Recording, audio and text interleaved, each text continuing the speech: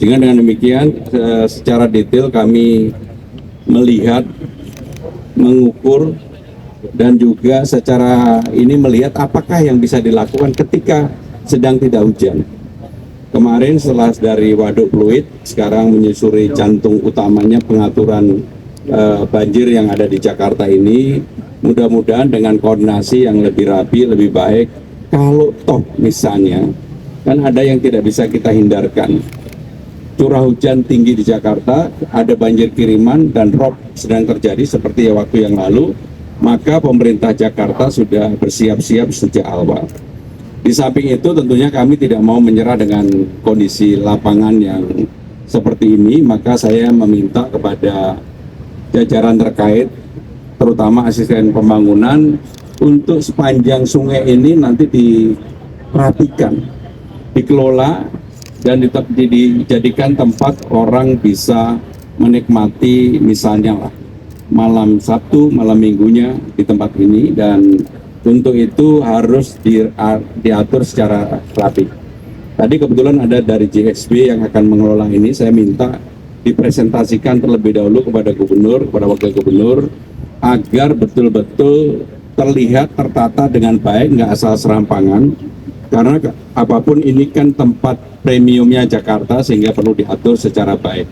Sehingga dengan demikian saya meyakini mudah-mudahan dengan terobosan-terobosan yang kita lakukan, ini akan membuat Jakarta menjadi semakin menarik bagi siapapun yang akan ke Jakarta atau bagi warga Jakarta sendiri. Baik, itu yang ingin kami sampaikan. Terima kasih. Kalau ada pertanyaan kami silakan. Dari hulu sungai ini, apakah ini juga merupakan survei terhadap wacana untuk membuat transportasi air, misalkan itu waterway gitu Pak? Jadi tempat ini sebenarnya pada zaman Pak Sutioso pernah direncanakan untuk menjadi alternatif waterway di Jakarta. Tetapi memang jalurnya itu tidak bisa terlalu panjang, yang pertama.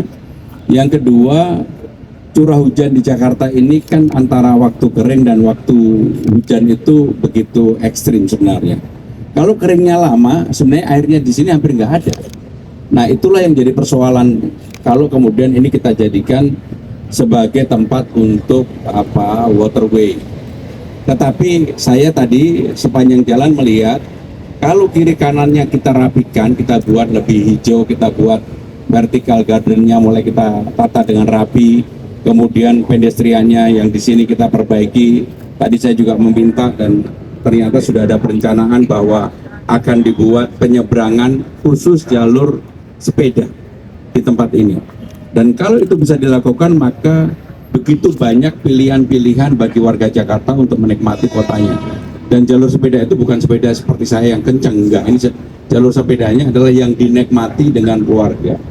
Sehingga dengan demikian begitu banyak pilihan yang ada, tetapi dari Manggarai sampai BN ini yang paling utama, tadi saya sudah meminta kepada Kepala Dinas Sumber Daya Air dan nanti dikoordinasikan dengan Pertamanan untuk membuat vertical garden.